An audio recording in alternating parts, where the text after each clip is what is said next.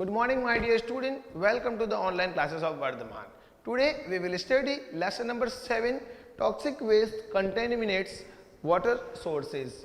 Water resources का मतलब क्या होता है? Sources, resource मतलब क्या होता है? स्रोत, जहाँ से वो चीज़ हमें मिलती है.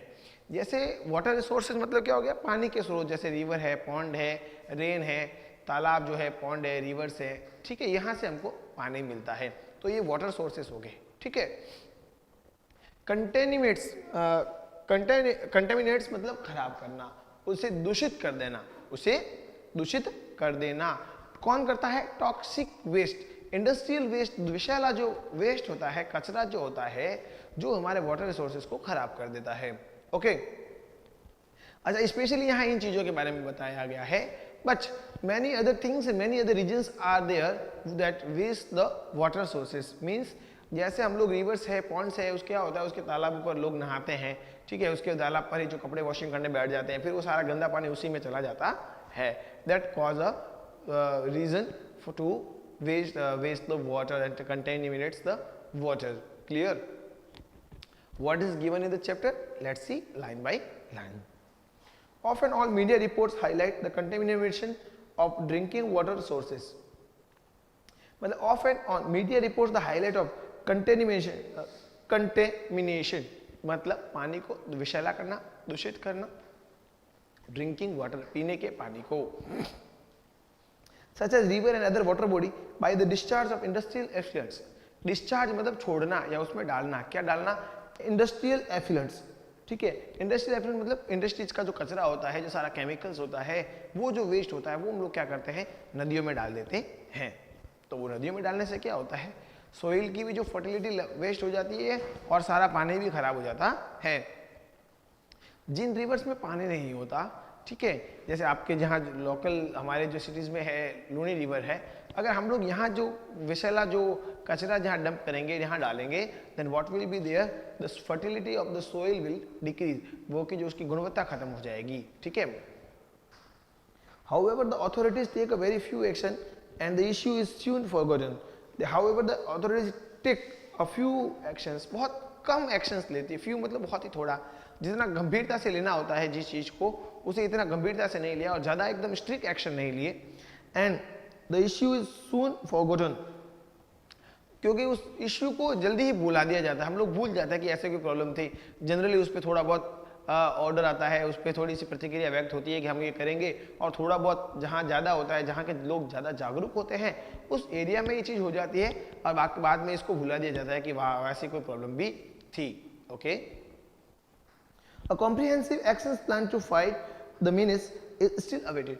एक विस्तृत रूप से एक डिटेल प्लानिंग मीन्स जैसे हमारे यहाँ की जो लोकल प्रॉब्लम है, तो अगर उसकी बहुत सारी जो प्रॉब्लम्स है, उसके लिए अगर एक विस्तृत रूप से चर्चा की जाए कि हाँ ये चीज़ें करनी, और उनको एकदम परफेक्टली किया जाए तो बात बने, तो वहाँ की प्रॉब्लम सॉल्व हो सकती है. लेकिन एक comprehensive action plan to fight the menace, इस प्रॉब्लम के लिए एक विस्तृत रूप से प्लान बनाया जाए कि हाँ इसको सॉल्यूशन करना है, दैट इज स्टिल अवेटेड. उसका अभी तक हम लोग इंतजार कर रहे हैं. मीन्स ऐसा कोई प्लान नहीं बना और उसके लिए अभी तक अथॉरिटीज ने, अधिकारी ने, सरकार ने ऐसा कोई भी नहीं काम किया.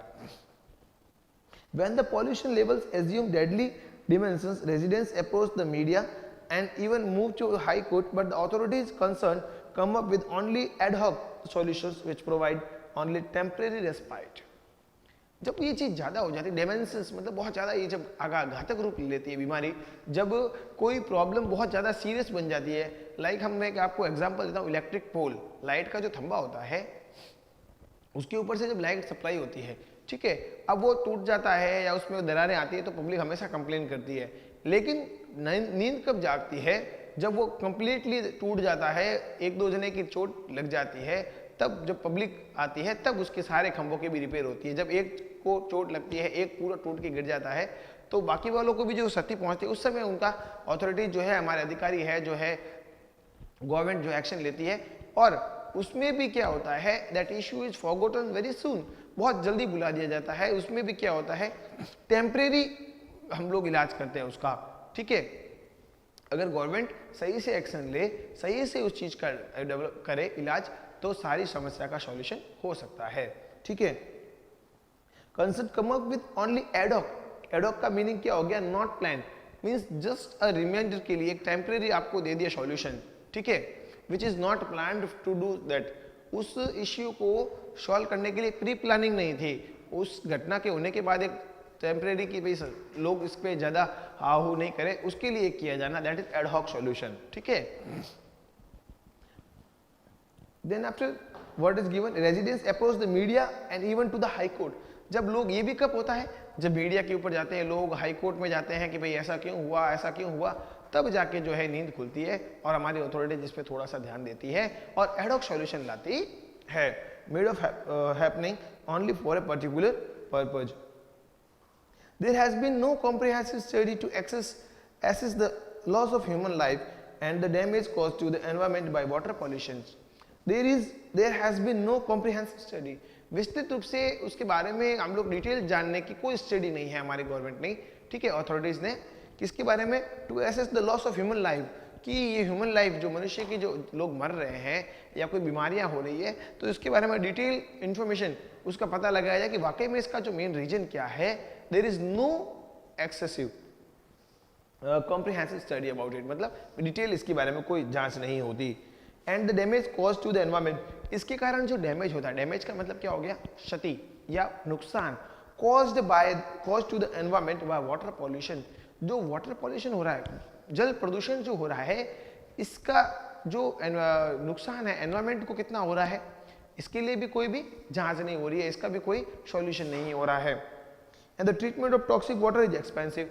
अब देखिए जो वाटर है, जो टॉक्सिक वाटर है, अब पानी तो रिवर के अंदर साफ बह रहा है, लेकिन हम उसके अंदर टॉक्सिक वेस्ट मतलब इंडस्ट्रियल वेस्ट जब डाल देते हैं, अगर हम उसे ट्रीटमेंट करेंगे, मीन्स उसको निकाल कर उसको शुद्ध करेंगे, उस पानी को प्योर करेंगे, तो बहुत ही महंगा पड़ता है, एक्सपेंसिव पड़ता है। That is the reason we not do.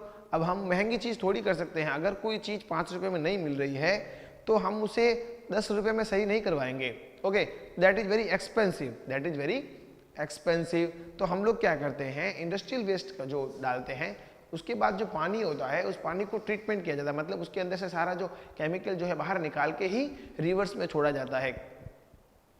Otherwise अगर इसको पीने लायक बनाने के लिए बहुत ही महंगा पड़ता है, that is very expensive. So half of the chapter is over now, the remain part I will explain in the next video, and the whatever questions I am giving in this class you have to do in your notebook with neat and clean writing. Thanks.